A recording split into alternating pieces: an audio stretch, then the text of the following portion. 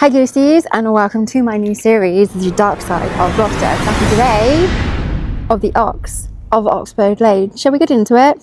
Have you ever walked along Oxbode Lane and wondered where its rather strange name came from? Well, this road has a story involving an ox, a very narrow lane, and a rather unfortunate ending. Today, Oxbode Lane is a much wider street than it once was. In fact, the modern road is around twice the width, or actually even triple the width, of the old lane. But go back in time and things looked very, very different. The old lane was so narrow that, according to local legend, one unfortunate fox found himself in a bit of a predicament.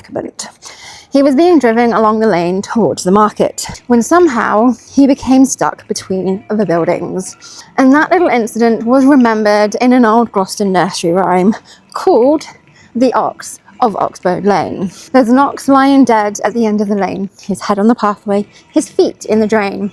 The lane is so narrow, his back was so wide, he got stuck in the road betwixt a house on each side. He couldn't go forward, he couldn't go back. He was stuck as fast as a nail in a crack.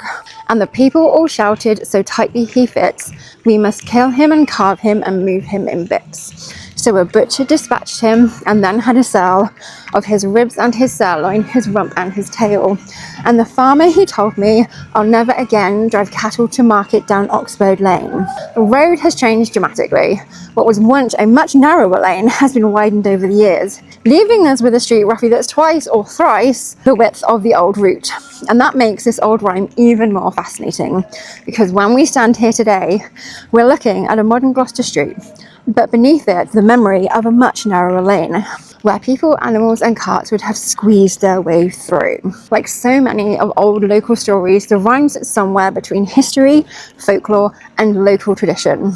But whether every detail happened exactly as the rhyme tells us or not, the story has survived. And the name Oxbode still gives us a reminder of Gloucester's past. So next time you're walking or driving down Oxbode Lane, remember, this road wasn't always this wide, and somewhere in Gloucester's history, or perhaps its folklore, an ox got stuck here and became the subject of one of the city's strangest nursery rhymes. Thanks for joining me, Ghosties. Until the next episode of The Dark Side of Gloucester, bye!